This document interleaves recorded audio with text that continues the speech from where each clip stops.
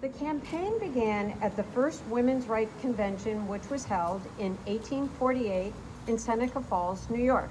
The highlight of the convention came on day 2, when the guest speaker, Frederick Douglass, rose and demanded the vote for women. Just 3 years later, in 1851, Sojourner Truth, a former slave, abolitionist, and women's rights activist, spoke at the Women's Rights Convention in Akron, Ohio.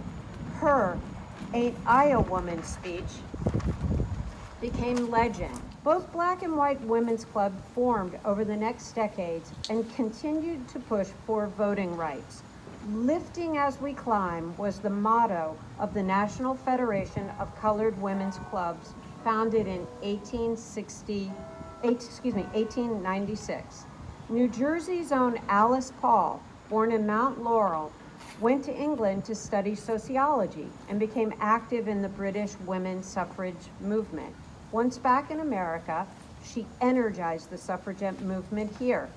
She organized parades and pickets, and in January 1917, she began what would become the 30 months of picketing in front of the White House, then occupied by President Woodrow Wilson.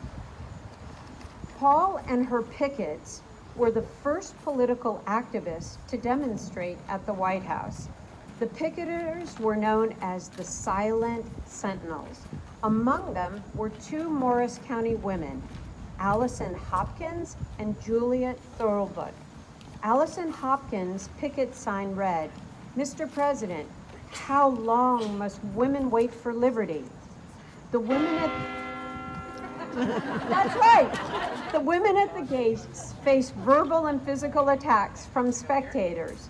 Instead of protecting a woman's right to free speech and peaceful assembly, the police arrested them, and some were sentenced to jail or to the workhouse. Some went on hunger strikes and were violently force-fed by the guards. By 1918, President Wilson publicly supported women's suffrage, but it took 2 more years for the Senate, House, and the required 36 states to approve the 19th Amendment to the Constitution, giving women the right to vote on August the 18th, 1920, 100 years ago this month. Today, there are more women in Congress than ever. These include 26 women senators and 101 women representatives, including our own Mikey Sherrill.